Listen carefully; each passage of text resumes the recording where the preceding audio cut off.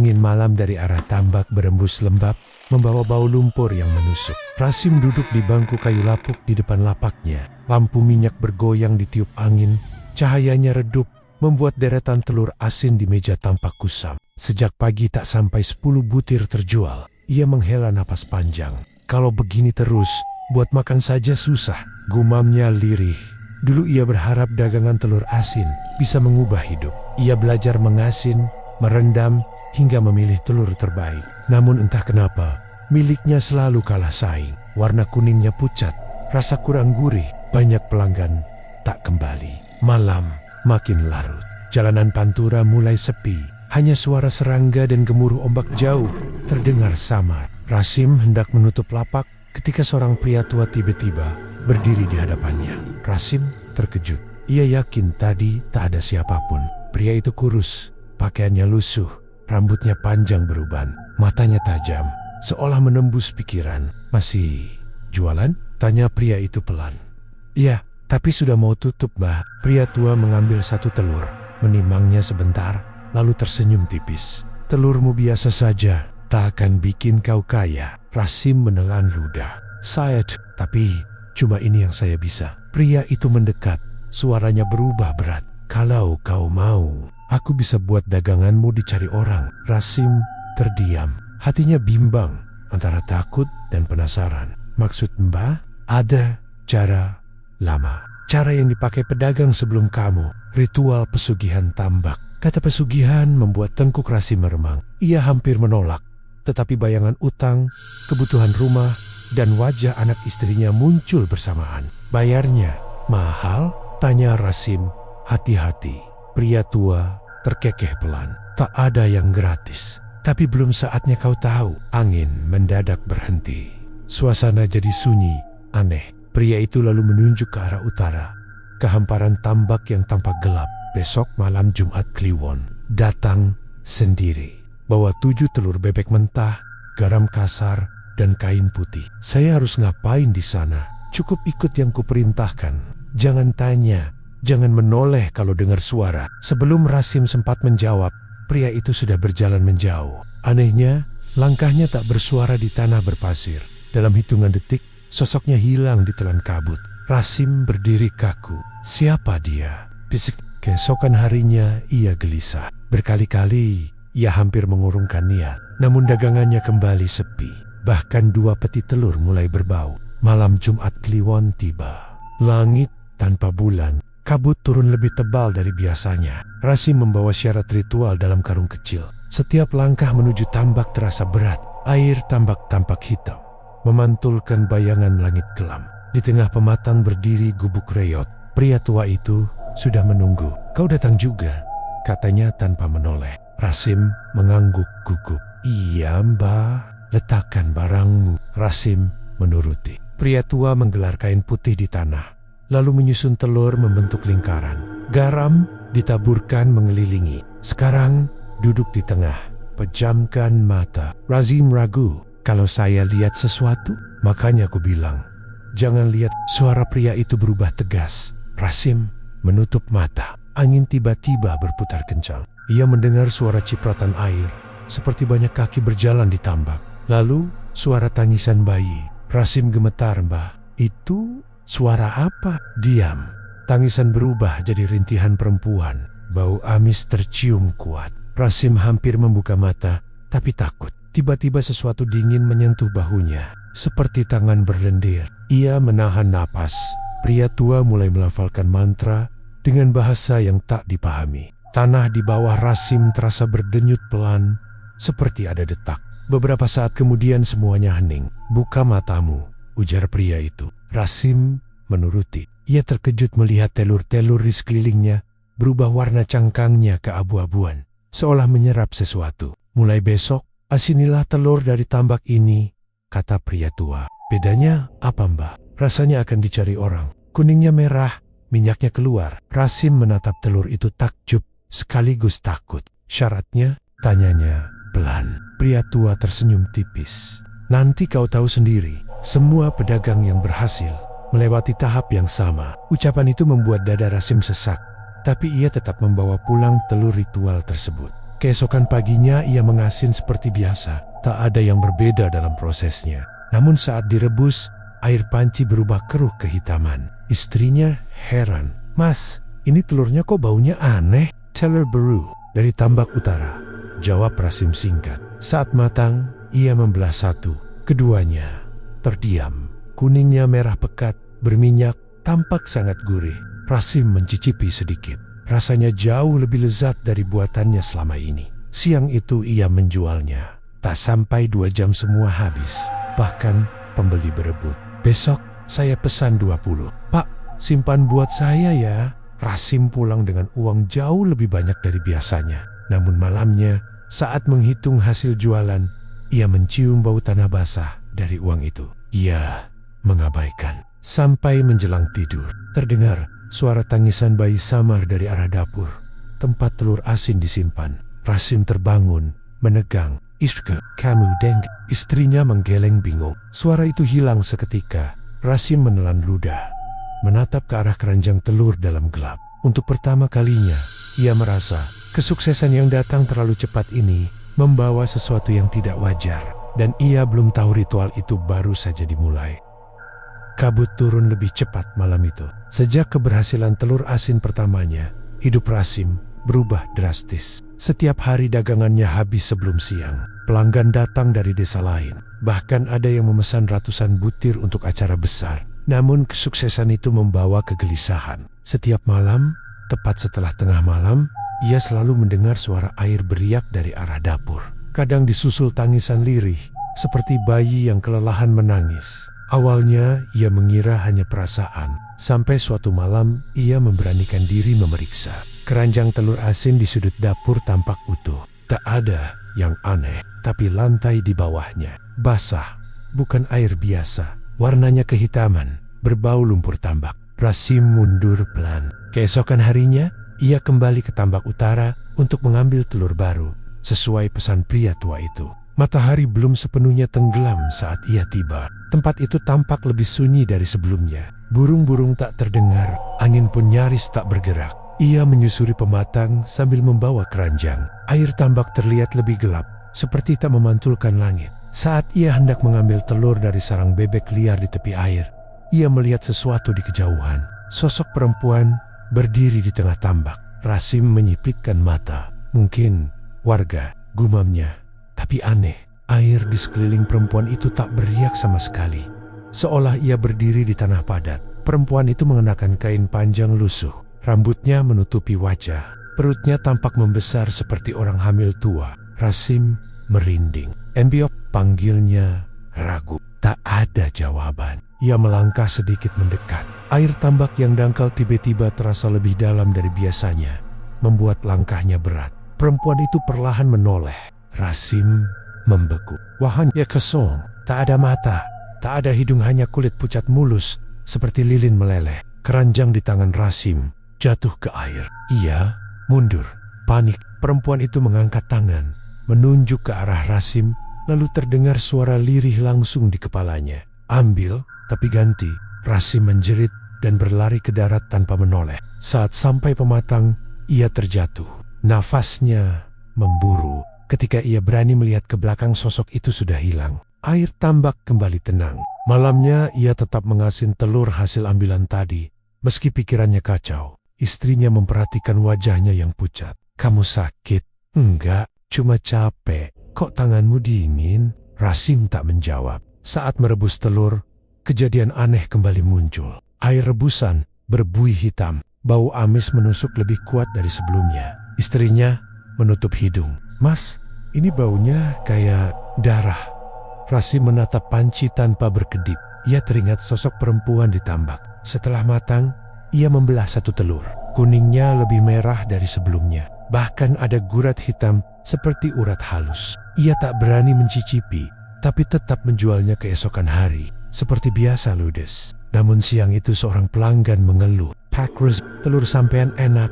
Tapi semalam saya mimpi buruk terus." "Mimpi apa, Bu?" Didatangi perempuan hamil. Mukanya rusak. Jantung Rasim berdegup keras. Sebelum ia sempat menjawab, pelanggan lain menyela. "Saya juga, Pak. Anak saya malah demam setelah makan. Rasim memaksakan senyum. Mungkin kebetulan, tapi jauh di dalam, ia tahu ada yang tidak beres. Malam berikutnya, pria tua itu datang lagi ke lapaknya tanpa suara. Sudah mulai terlihat ya, katanya sambil menatap telur dagangan Rasim. Rasim langsung bertanya, "Mbah, siapa perempuan di tambak itu?" Pria tua tersenyum tipis. "Kau melihatnya?" Rasim mengangguk kaku. "Itu penjaga." "Penjaga apa?" "Tambak itu bukan tempat biasa. Banyak yang dibuang di sana, terutama yang sedang mengandung." Rasim menelan ludah. "Maksudnya, mereka jadi perantara rezekimu sekarang." Darah Rasim terasa surut. "Saya nggak pernah minta yang begitu, Mbah." Pria tua mendekat. Suaranya berbisik dingin. "Tapi kau sudah ambil telurnya. Artinya, kau setuju." Rasim terdiam. Ia baru sadar sejak ritual pertama. Ia tak pernah benar-benar menolak. "Kalau saya berhenti," pria tua tertawa pelan. "Rezekimu berhenti, tapi mereka tetap menagih." Rasim menggenggam tangannya gemetar. Apa yang mereka minta? Pria tua menatap ke arah utara, ke arah tambak yang gelap. "Pengganti." Satu kata itu membuat tubuh Rasim lemas. Sebelum ia sempat bertanya lagi, pria tua itu sudah berjalan menjauh, lalu hilang seperti kabut. Larut malam, saat Rasim hendak tidur, suara tangisan kembali terdengar. Kali ini lebih jelas. Berasal dari dapur. Dengan langkah berat ia mendekat. Keranjang telur asin bergetar pelan. Salah satu telur retak sendiri. Dari celah retakan keluar cairan hitam kental. Bersamaan dengan itu terdengar bisikan perempuan lirih. "Ganti, ganti." Rasim mundur ketakutan. Ia sadar sekarang tambak itu bukan sekadar sumber telur, melainkan tempat perjanjian lama yang kini mengikat dirinya. Dan ia belum tahu siapa yang akan diminta menjadi pengganti pertama. Sejak kejadian telur retak itu, hidup Rasim tak pernah tenang. Setiap malam ia mendengar suara berbeda dari dapur. Kadang tangisan bayi, kadang rintihan perempuan, bahkan beberapa kali terdengar suara ketukan pelan dari dalam keranjang, seperti ada sesuatu yang ingin keluar. Namun anehnya, siang hari usahanya justru makin maju. Pesanan datang tanpa henti. Warung makan, toko oleh-oleh, sampai pedagang luar kota berebut mengambil stok. Gudang kecil di samping rumah tak lagi cukup menampung produksi. Akhirnya Rasim mempekerjakan 2 orang karyawan. Salah satunya bernama Jamal, pemuda desa yang rajin dan jujur. Jamal sering membantu sejak usaha Rasim masih sepi. Ia sudah dianggap seperti adik sendiri. Suatu sore, saat mereka mengemas telur asin, Jamal berkata, "Bang, sekarang dagangan abang paling laris di Pantura." "Rahasianya apa sih?" Rasim terdiam sesaat. "Cuma cara ngasin biasa. Nggak ada yang aneh." Jamal tertawa kecil. "Kalau biasa, nggak mungkin rasanya beda banget gini." Rasim hanya tersenyum kaku, lalu mengalihkan pembicaraan. Di dalam hatinya, rasa bersalah mulai tumbuh. Ia tahu kesuksesan ini bukan hasil kerja semata. Malam Jumat Kliwon kembali tiba. Seperti ada dorongan tak terlihat, Rasim melangkah lagi ke tambak utara. Ia tak membawa apapun, tapi kakinya tetap berjalan sendiri. Kabut malam itu lebih tebal dari sebelumnya. Gubuk reyot di tengah tambak tampak samar. Pria tua sudah menunggu. "Kau datang tepat waktu," ucapnya tanpa menoleh. Rasim berdiri beberapa langkah di belakang. "Saya mau berhenti, Mbah." Pria tua tertawa pelan. "Belum bisa. Saya nggak sanggup kalau harus terus begini. Kesuksesanmu baru dimulai." Rasim menatap air tambak yang hitam. Bayangan perempuan tanpa wajah terlintas di pikirannya. "Mereka minta pengganti ya?" Pria tua akhirnya menoleh. Senyumnya tipis tapi dingin. "Setiap rezeki ada penyeimbang. Siapa yang harus saya kasih?" Pria tua berjalan mengelilinginya pelan, seperti menilai. "Bukan orang jauh." Jantung Rasim berdegup cepat. "Maksudnya, orang yang paling dekat dengan usahamu." Rasim menggeleng. "Jangan keluarga saya." Pria tua berhenti tepat di depannya. "Bukan keluargamu, tapi orang yang membantu rezekimu tumbuh." Wajah Jamal langsung terlintas di kepala Rasim. Ia mundur 1 langkah. "Enggak, saya enggak mau." Pria tua menatap tajam. "Kau pikir telur yang kau jual itu gratis? Setiap butir mengandung perjanjian." Mereka sudah menunggu. Tapi Jamal enggak salah apa-apa. Justru karena dia dekat, dia mudah dipanggil. "Rasim, apa enggak ada cara lain?" Pria tua mendekatkan wajahnya. "Ada. Kau ganti dia dengan dirimu sendiri." Ucapan itu membuat Rasim terdiam total. Angin berembus kencang, membawa bau busuk dari tambak. Setelah beberapa saat, pria tua kembali bicara. "Pikuk, 3 malam dari sekarang, penagihan dimulai." Sejak pertemuan itu, Rasim tak bisa menatap Jamal dengan tenang. Setiap melihat pemuda itu bekerja, rasa bersalah menekan dadanya. Suatu siang Jamal berkata, "Bang, abang kenapa akhir-akhir ini murung terus?" "Enggak apa-apa. Kalau ada masalah, cerita aja. Saya siap bantu." Kata-kata itu justru membuat Rasim makin tersiksa. Malam pertama setelah peringatan, kejadian aneh mulai muncul. Di gudang, rak telur tiba-tiba roboh sendiri. Beberapa telur pecah, mengeluarkan cairan hitam kental. Bau busuk memenuhi ruangan. Jamal yang membantu bersih-bersih mengernyit. "Bang, ini isinya kok aneh." Rasim buru-buru menutup pecahan itu dengan karung. "Telur busuk aja, buang." Namun saat Jamal hendak mengangkat karung, terdengar suara bisikan dari dalamnya. Pelan, tapi jelas. Bukan dia. "Yang ini." Jamal terdiam. "Bang, abang ngomong." Rasim pucat. "Enggak, cepat buang." Malam kedua, Jamal jatuh sakit mendadak. Demamnya tinggi, tubuhnya dingin seperti es. Ia mengigau sepanjang malam. Rasim datang menjenguk. Di tengah igauan, Jamal berbisik lemah, "Bang, ada ibu-ibu di samping abang." Perutnya besar. Rasim langsung mundur ketakutan. "Diabetes saya," dipanggil. Ucapan itu membuat lutut Rasim lemas. Malam ketiga tiba. Langit gelap tanpa bintang. Rasim tak tahan lagi. Ia pergi ke tambak dengan hati kacau. Pria tua sudah berdiri di tengah pematang. "Waktunya tiba," katanya datar. "Saya nggak jadi kasih Jamal." Pria tua menatap dingin. Mereka sudah memilih. Air tambak tiba-tiba beriak hebat. Dari permukaannya muncul bayangan perempuan hamil, puluhan jumlahnya, berdiri mengelilingi pematang. Suara mereka bersamaan, lirih tapi menggema, "Pengganti, pengganti." Rasim menutup telinga. "Tolong, jangan dia." Pria tua menunjuk ke arah belakang Rasim. Perlahan Rasim menoleh. Di ujung pematang, Jamal berdiri linglung, berjalan seperti orang tidur menuju air. "Jamal!" teriak Rasim.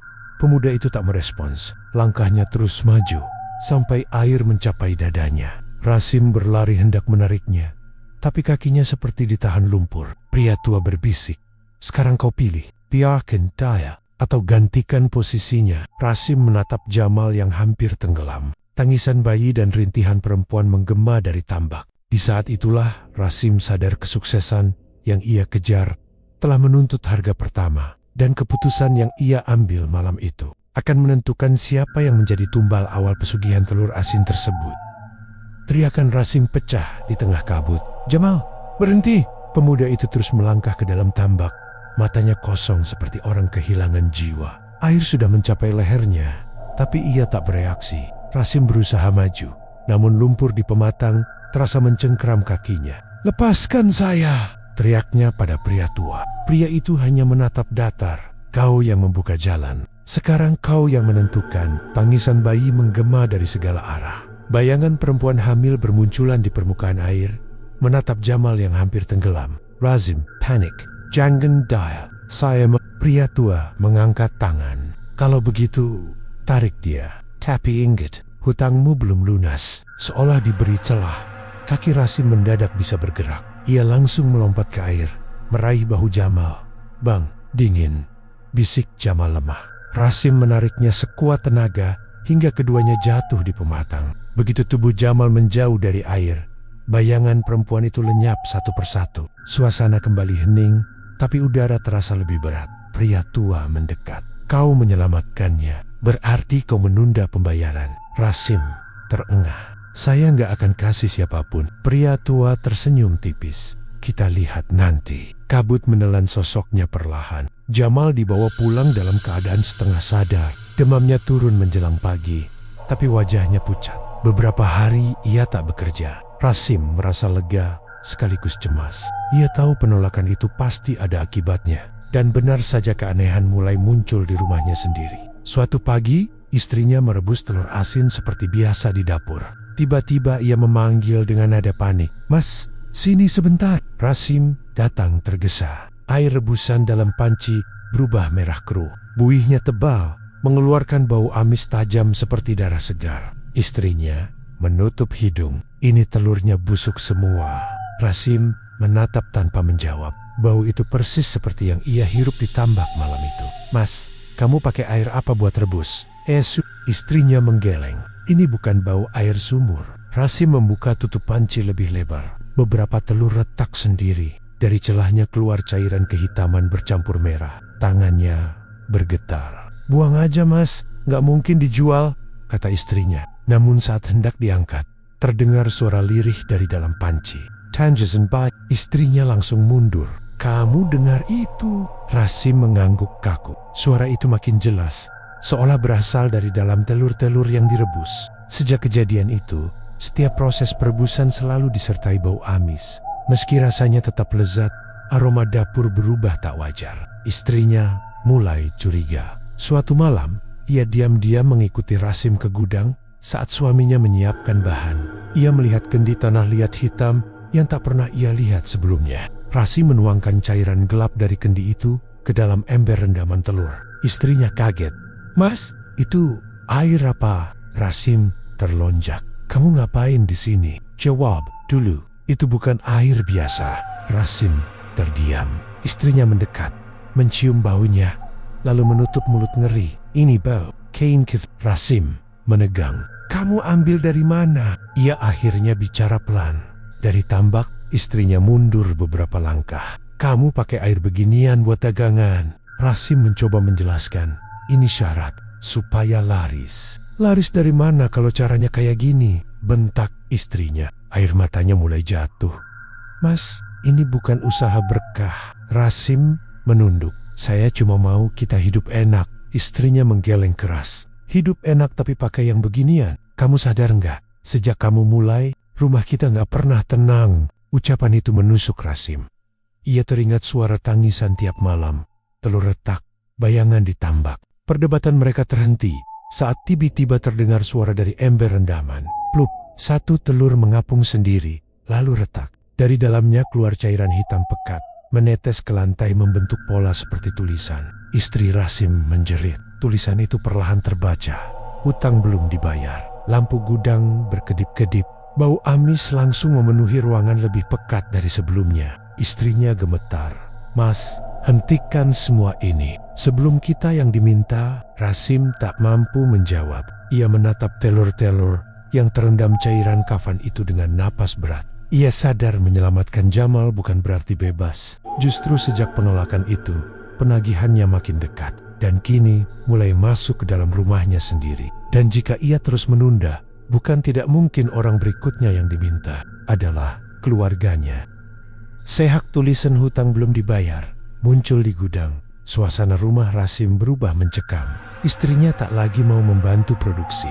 Ia bahkan meminta suaminya berhenti berjualan telur asin dari tambak utara. Namun Rasim belum berani menghentikan semuanya. Pesanan masih menumpuk. Uang terus mengalir. Di satu sisi ia takut, di sisi lain ia terlanjur bergantung. Pagi itu lapaknya ramai seperti biasa. Pembeli datang silih berganti.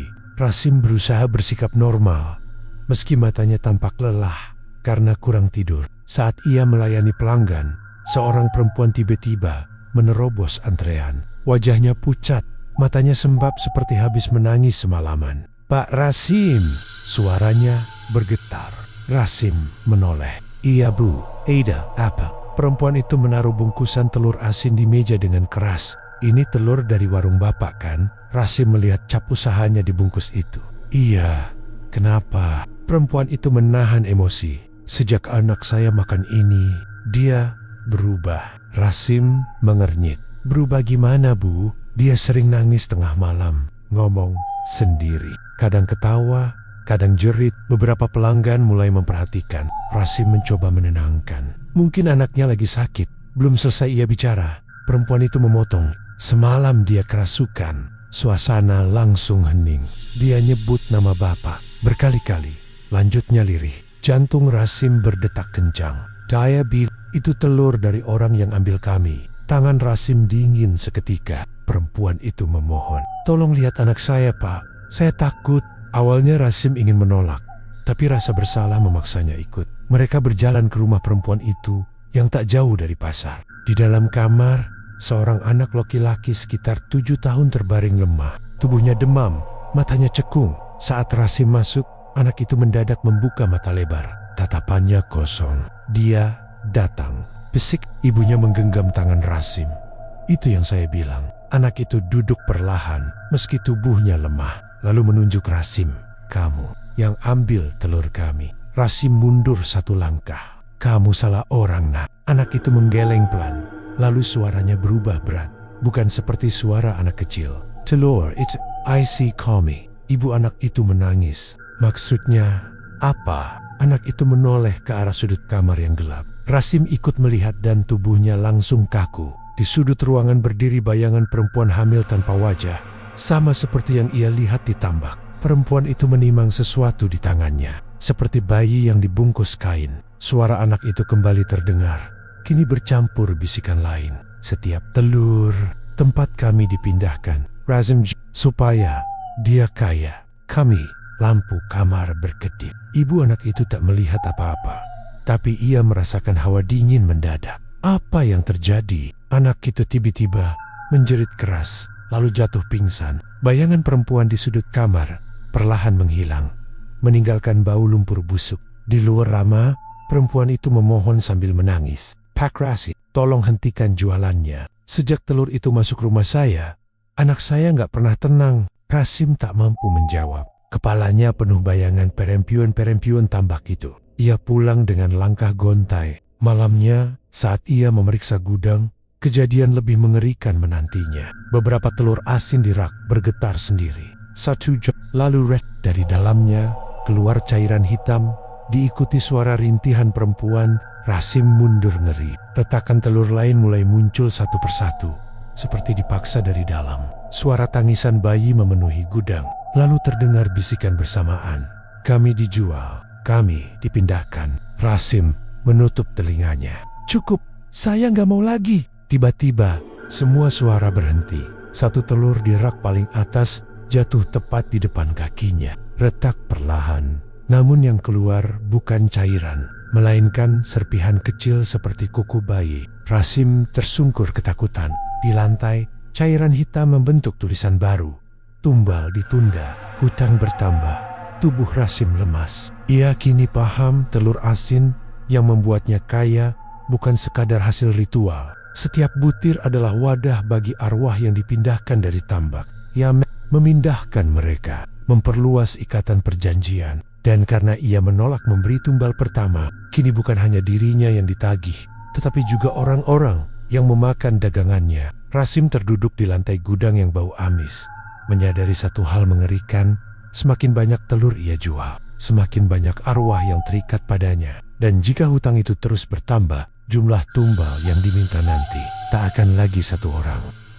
Sejak kejadian di rumah pelanggan itu, Rasim tak lagi bisa menenangkan pikirannya. Setiap memejamkan mata, ia melihat bayangan perempuan tambak berdiri di sudut ruangan. Kadang hanya diam, kadang menggendong bayi yang terus menangis tanpa suara. Namun yang paling mengganggu bukan mimpi melainkan gudangnya sendiri. Beberapa malam terakhir, ia sering mendengar suara aneh dari sana. Bukan lagi sekadar tangisan atau bisikan, tapi detakan, pelan, berirama, seperti jantung manusia. Awalnya ia mengira hanya halusinasi karena kelelahan. Tapi suara itu makin jelas setiap malam, terutama setelah tengah malam. Suatu malam ia tak tahan lagi. Ia mengambil lampu senter lalu berjalan ke gudang di samping rumah. Angin malam terasa lebih dingin dari biasanya. Begitu pintu gudang dibuka, bau amis langsung menyergap. Lampu gantung di dalam berkedip pelan, dan suara itu terdengar lagi. Dak, dak, duk. Rasim berdiri kaku di ambang pintu. Suara itu berasal dari rak telur paling belakang. Ia melangkah mendekat perlahan. Setiap langkah membuat detakan itu terasa makin keras. Cuma perasaan, bisiknya menenangkan diri. Saat senter diarahkan, ia melihat sesuatu yang membuat napasnya terhenti.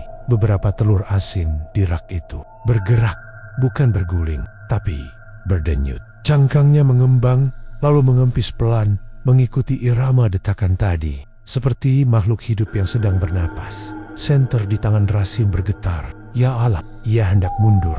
tapi salah satu telur tiba-tiba retak dengan suara halus. Retakan itu melebar perlahan, seperti ada sesuatu yang mendorong dari dalam. Cairan hitam menetes gerak. Lalu muncul sesuatu dari celahnya. Bukan paruh bebek, melainkan jari kecil pucat, seperti jari bayi. Rasim menjerit dan terjatuh.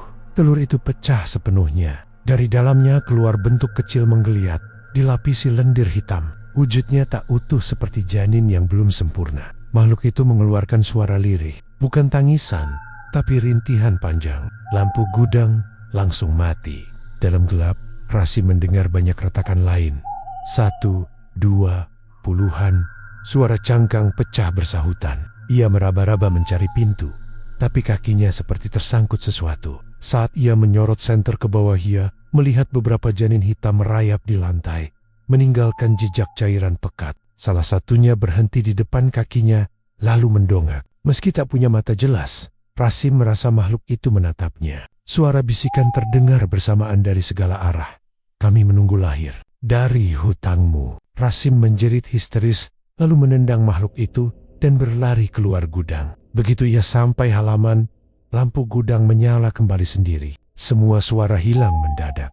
Keesokan paginya, dengan gemetar ia kembali memeriksa gudang. Tak ada janin, tak ada cairan. Semua telur tersusun rapi seperti biasa. Hanya satu yang berbeda. Satu telur di rak bawah berwarna lebih gelap dari yang lain, hampir hitam. Permukaannya hangat saat disentuh, seperti kulit manusia. Rasim langsung menjatuhkannya. Telur itu retak sedikit, lalu terdengar suara dari dalamnya. Bukan tangisan, melainkan bisikan lemah. "Ayah." Rasim mundur ketakutan, sampai punggungnya membentur dinding. Siang harinya Jamal datang bekerja lagi setelah sembuh. "Bang, gudang kok baunya makin aneh ya?" Rasim cepat menutup pintu. "Nggak usah masuk, saya beresin sendiri." Jamal mengernyit heran. "Abang yakin sehat?" Muka abang pucat banget. Rasim hanya mengangguk singkat. Ia tak berani menceritakan apa yang dilihatnya, karena ia sendiri mulai ragu itu nyata atau peringatan. Malamnya, pria tua kembali muncul di depan gudang tanpa suara. "Kau sudah lihat isinya kan?" katanya santai. Rasim langsung emosi. "Itu bukan telur, itu makhluk." Pria tua tertawa pelan. "Itu hasil penundaanmu. Maksudnya, setiap hutang yang tak dibayar tumbuh sendiri." Rasim menatap ngeri. "Jadi, itu semua janin perjanjian belum lahir karena tumbalnya belum kau serahkan." Rasim gemetar hebat. "Kalau saya terus nolak?" Pria tua menatap gudang lalu berkata pelan, "Mereka akan lahir tanpa wadah." Rasim menelan ludah. Apa yang terjadi kalau itu terjadi? Pria tua tersenyum dingin. "Mereka tak akan tinggal di gudang lagi, tapi di rumahmu." Angin malam berembus membawa bau amis pekat. Pria tua itu perlahan menghilang dalam gelap. Rasim berdiri sendirian di depan gudang yang kini terasa seperti bernapas. Ia mendengar lagi suara detakan pelan dari dalam. Lebih set. Ia sadar, sekarang penundaan bukan menyelesaikan masalah, justru membuat hutangnya tumbuh menjadi sesuatu yang jauh lebih mengerikan. Dan jika ia tak segera memberi tumbal pertama, makhluk-makhluk yang menunggu lahir itu akan mencari tubuh pengganti sendiri. Sejak melihat Yongjin Yongin hitam di gudang, Rasim tak pernah benar-benar tidur nyenyak. Setiap malam ia berjaga, takut suara retakan kembali terdengar. Namun teror yang datang kali ini jauh lebih kejam. Pagi itu, anak semata wayangnya, Raka, bermain seperti biasa di halaman rumah. Bocah berusia 6 tahun itu sering membantu mengumpulkan kulit telur kosong untuk dibuang.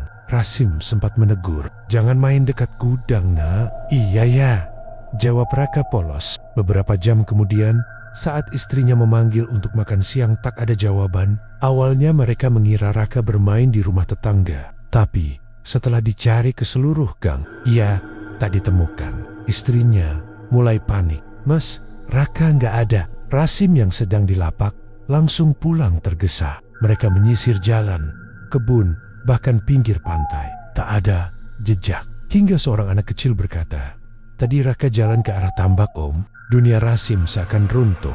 Tanpa menunggu, ia berlari menuju tambak utara. Langit mulai gelap meski belum malam. Kabut tipis sudah turun menutupi pematang. "Raka," teriaknya. Tak ada jawaban. Langkahnya terhenti saat melihat sesuatu di dekat gubuk reot. Sepasang sandal kecil, sandal milik anaknya. Rasim langsung lemas. "Raka, jangan bercanda." Ia mendekat dengan kaki gemetar. Di tanah, selain sandal itu, ada jejak kaki kecil menuju altar ritual tempat ia dulu duduk saat perjanjian pertama. Tiba-tiba terdengar suara tawa anak kecil dari tengah tambak. Rasim menoleh cepat. Di atas air yang hitam, ia melihat Raka berdiri. Menatapnya, "Raka!" teriak Rasim lega sekaligus panik. Namun, anak itu tak bergerak. Wajahnya kosong, seperti Jamal waktu hampir tenggelam dulu. Rasim melangkah ke air.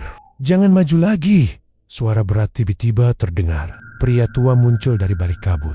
Rasim menatapnya penuh amarah. "Kembalikan anak saya." Pria tua tersenyum tipis. "Bukan aku yang mengambil." Pria itu menunjuk air di sekeliling Raka. Perlahan, bayangan perempuan hamil muncul satu persatu, mengelilingi anak itu. Suara mereka bersamaan. "Pengganti, pengganti." "Rasim, jangan. Anak saya, ambil saya aja." Pria tua mendekat pelan. "Akhirnya kau mengerti." Rasim menoleh tajam. "Maksudnya apa?" "Setiap pesugihan selalu berakhir sama. Tumbal terakhir. Darah pemiliknya sendiri." Rasim membeku. "Jadi, dari awal memang anak saya yang dituju?" Pria tua menggeleng. "Bukan, tapi karena kau menolak berkali-kali, hutangmu membesar. Mereka butuh yang paling setara." Rasim menatap Raka yang berdiri diam di tengah air. "Ayah," bisik anak itu pelan. Suara itu membuat hati Rasim hancur. Ia berlari menerobos air, tak peduli dingin yang menusuk. Namun setiap langkah terasa berat, seperti ditarik ke bawah. Bayangan perempuan itu mendekat, menghalangi. Pria tua berkata datar, "Kalau kau ingin menyelamatkannya, ada satu cara." Rasim menatap penuh harap. "Apapun saya lakukan, gantikan posisinya." Rasim terdiam. "Maksud saya yang jadi tumbal?" Pria tua mengangguk pelan. "Kalau kau masuk ke altar, hutangmu lunas, anakmu bebas." Tangisan bayi menggema di tambak. Air mulai beriak keras. Rasim menatap anaknya yang kini mulai terendam perlahan. Ya, dingin. Air mata Rasim jatuh. Ia berjalan menuju altar, melewati bayanggen-bayanggen yang menatapnya. Setiap langkah terasa seperti menuju kematian. Namun sebelum ia sampai, Raka tiba-tiba menjerit. "Ayah, jangan!" Suara anak itu berubah berat, bercampur banyak suara lain. "Dia harus bayar, bukan kau." Rasim berhenti. "Apa maksudnya?" Pria tua tersenyum lebar. "Kau baru sadar." Rasim menatapnya curiga. "Si yang kami incar bukan anakmu." "Lalu siapa?" Pria tua menunjuk ke dada Rasim. Sekejap, Rasim merasa tubuhnya dingin. "Anakmu hanya umpan supaya kau menyerahkan diri." Air tambak mendadak berputar membentuk pusaran di sekitar altar. Bayangan perempuan mulai menarik Raka ke tengah. Rasim panik. "Lepaskan dia. Saya dah." Ia berlari dan memeluk anaknya sebelum tenggelam. Begitu tubuh mereka bersentuhan, semua bayangan berhenti bergerak. Pria tua tertawa pelan. "Bagus, sekarang perjanjiannya lengkap." Rasim menoleh bingung. "Maksudnya apa?" Pria tua berkata dingin.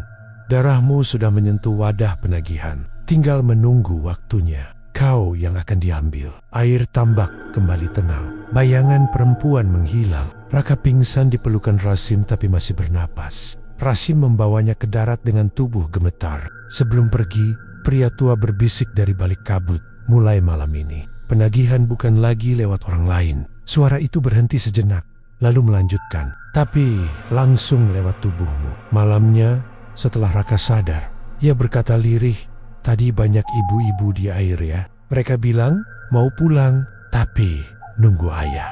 Ucapan polos itu membuat Rasim membeku. Ia sadar sekarang, menolak tumbal, menyelamatkan orang lain, bahkan mencoba menggantikan. Semua justru mempercepat waktunya sendiri. Dan mulai malam itu, ia merasa sesuatu berdenyut di dalam tubuhnya, seirama dengan detakan dari gudang. Seolah janin-janin perjanjian itu kini mulai mencari tempat lahir dari dirinya.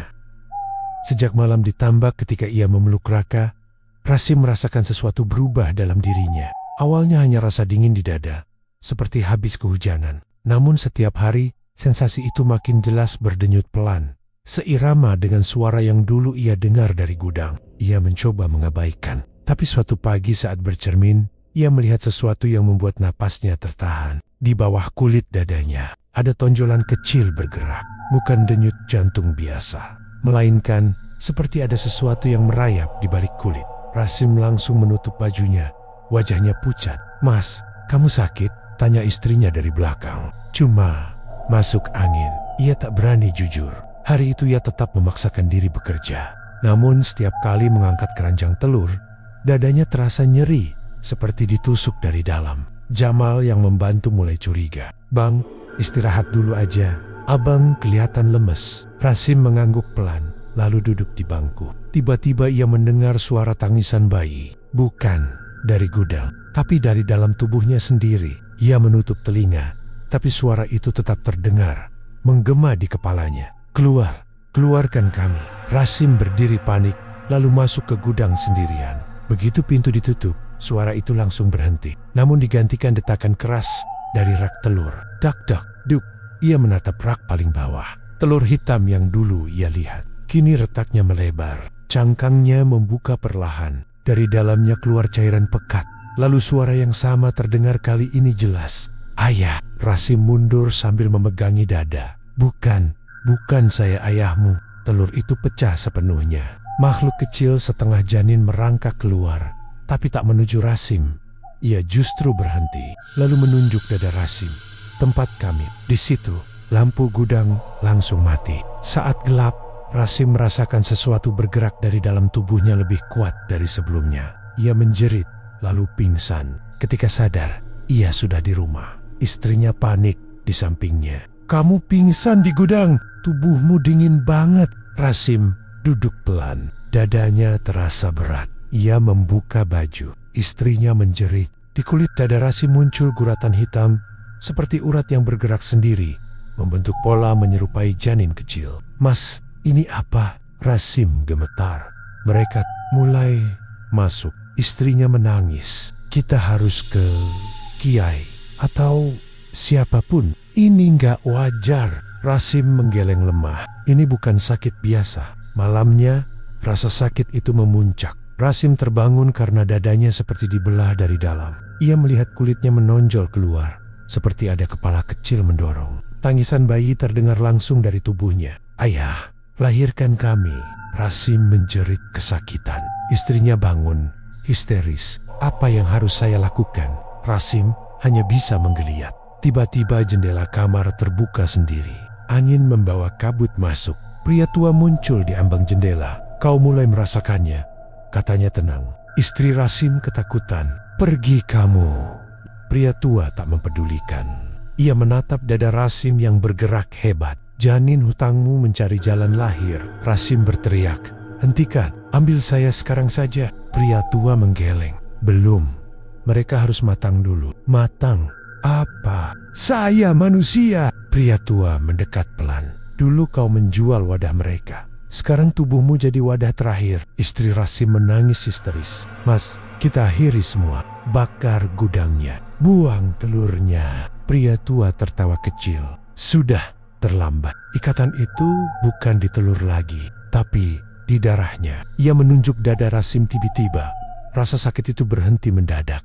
Sunyi, Rasim terengah, mengira semuanya selesai. Namun pria tua berkata pelan, "Itu baru satu." Rasim menatap bingung. "Maksudnya?" Pria tua tersenyum dingin. "Jumlah hutangmu sebanyak telur yang sudah kau jual." Tubuh Rasim langsung lemas. Ia teringat ribuan butir sudah terdistribusi. "Setiap setu yangin." Istrinya menutup mulut, menahan jerit. "Kalau semua lahir, apa yang terjadi?" tanya Rasim lemah. Pria tua menjawab tanpa ragu. "Tubuhmu akan pecah." Jadi pintu mereka pulang. Kabut di kamar makin tebal. Sebelum menghilang, pria tua berbisik, kalau ingin menghentikan, hanya ada satu cara. Rasim mencoba bangkit. Tapi sosok itu sudah lenyap. Menjelang subuh, Rasim duduk lemah di tepi ranjang. Dadanya masih bergerak pelan, seperti ada kehidupan lain di dalamnya. Raka yang terbangun mendekat polos. "Ayah sakit?" Rasim memeluk anaknya erat. "Ya, tapi ayah janji nggak akan biarin kamu diambil." Namun jauh di dalam hatinya, ia sadar Tubuhnya kini bukan lagi miliknya sendiri. Ia hanyalah wadah terakhir, tempat semua hutang pesugihan itu menunggu dilahirkan. Malam itu, angin laut berhembus lebih dingin dari biasanya. Gudang penyimpanan telur asin milik Raka berdiri sunyi di tepi tambak. Bau amis bercampur garam menusuk hidung. Lampu gantung bergoyang pelan, menimbulkan bayangan panjang di dinding kayu lapuk. Sejak kematian Sarman, kuli angkutnya, usaha Raka justru makin laris. Pesanan datang dari luar kota, bahkan luar pulau. Namun setiap keuntungan selalu dibayar mimpi buruk. Ia terus melihat sosok perempuan berkulit pucat dengan mata kosong berdiri di antara rak telur. Malam itu, Pak Wiryo Dukun yang dulu memberinya jalan pesugihan datang tanpa diundang. "Waktumu habis, Kak," ucapnya pelan. Raka menelan ludah. "Maksudnya, perjanjianmu genap 9 tumbal, baru 8. Jantung Raka berdegup keras. "Aku sudah kasih Sarman." Pak Wiryo menggeleng. "Sarman bukan tumbal terakhir.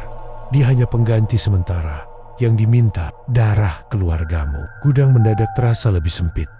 "Aku gak punya siapa-siapa lagi," bisik Raka. Pak Wiryo menatap tajam. "Istrimu atau anakmu?" Petir menyambar di kejauhan. Raka mundur beberapa langkah. "Tidak, itu gak pernah ada di perjanjian." "Tertulis di awal. Kau saja yang tak membaca," jawab Pak Wiryo datar. Tiba-tiba pintu gudang terbuka sendiri. Angin kencang mematikan lampu. Dalam gelap terdengar suara retakan, seperti cangkang telur pecah serempak. Krek, krek, krek. Raka menyalakan senter. Ia membeku. Seluruh telur asin di rak menetas. Bukan anak bebek yang keluar. Tangan-tangan kecil pucat, berlendir garam, merayap turun ke lantai. "Mana tumbalku?" bisik suara serak dari segala arah. Raka gemetar. "Pak, hentikan ini." Pak Wiryo justru tersenyum tipis. "Aku hanya perantara, mereka yang menagih." Dari lorong rak paling ujung, sosok perempuan penunggu pesugihan muncul. Rambutnya panjang basah, tubuhnya dibalut kain tambak, matanya hitam pekat tanpa bola. Ia menunjuk dada Raka. "Janji, dibayar." Raka jatuh berlutut. "Ambil aku saja, jangan keluargaku." Sosok itu berhenti. Gudang mendadak sunyi. Bahkan tanggen-tanggen dari telur ikut diam. Pak Wiryo terkejut. "Jangan bodoh. Kalau kau mati, aliran rezeki terputus." Raka menoleh tajam. Untuk pertama kalinya ia sadar semua ini bukan sekadar ritual, tapi jebakan. "Selama ini, yang untung paling besar siapa?" tanya Raka lirih. Pak Wiryo terdiam. Raka berdiri perlahan. "Kau pakai aku. Pesugihan ini bukan buatku, tapi buatmu juga." Wajah Pak Wiryo berubah dingin. "Sekarang tak penting. Tumbal tetap harus ada." Sosok perempuan itu mendekat. Tangannya terulur ke arah dada Raka. Namun sebelum menyentuh, Raka berteriak, "Aku batalkan perjanjiannya!" Gudang bergetar hebat. Rak-rak runtuh. Telur pecah membanjiri lantai dengan cairan hitam pekat. Pak Wiryo panik. "Tidak bisa. Perjanjian darah tak bisa dibatalkan." Raka menggigit jarinya hingga berdarah, lalu meneteskan darahnya ke lantai garam. "Kalau awalnya darah, maka kuakhiri dengan darahku." Cahaya merah menyala dari tanah. Sosok perempuan menjerit keras. Suaranya memekakkan telinga. Tangan-tangan dari telur terbakar menjadi abu. Pak Wiryo berteriak, "Kau gila, mereka akan ambil nyawamu sekarang juga." Raka menutup mata. "Lebih baik aku daripada keluargaku." Sosok itu kini tepat di depannya. Wajahnya berubah. Bukan lagi menyeramkan, tapi sedih. Ia berbisik pelan. "Akhirnya ada yang memilih menebus, bukan menukar." Tiba-tiba bayangan lain muncul di belakangnya. 8 sosok korban tumbal sebelumnya, termasuk Sarman. Mereka berdiri mengelilingi Raka. Pak Wiryo mundur ketakutan. Jangan ganggu aku. Aku hanya perantara." Sarman menatapnya tajam. "Justru kau dalangnya." Semua arwah bergerak serempak ke arah Pak Wiryo. Dukun tua itu menjerit saat tubuhnya ditarik tangan-tangan pucat keluar gudang, menuju tambak gelap. Suaranya tenggelam bersama cipratan air asin. Gudang mendadak tenang. Sosok perempuan menatap Raka terakhir kali. "Utangmu lunas. Tapi ingat, rezeki dari kematian selalu menagih nyawa." Perlahan, ia dan para arwah menghilang menjadi kabut garam. Raka tersungkur pingsan. Pagi harinya, warga menemukan gudang telur asin itu roboh sebagian. Tidak ada telur tersisa, semuanya busuk menghitam. Pak Wiryo hilang tanpa jejak. Sejak kejadian itu, usaha Raka bangkrut total. Tambaknya kering, bebek-bebek mati mendadak. Namun keluarganya selamat. Beberapa bulan kemudian, Raka membuka warung kecil biasa di pinggir jalan. Penghasilannya tak seberapa, tapi cukup untuk makan. Suatu sore, seorang pembeli bertanya, "Mas, dulu benar pernah punya usaha telur asin besar?" Raka terdiam sejenak, lalu menjawab pelan, "Pernah, tapi saya bayar terlalu mahal." Saat pembeli itu pergi, Raka melihat sekeranjang telur di sudut warung. Satu telur retak sendiri. Dari dalamnya terdengar bisikan sangat pelan, "Perjanjian darah." Tak pernah banner-banner selesai, Raka membeku. Lampu warung berkedip, dan di kaca jendela, bayangan perempuan tambak itu muncul lagi, menatap tanpa mata. Tamat atau baru dimulai.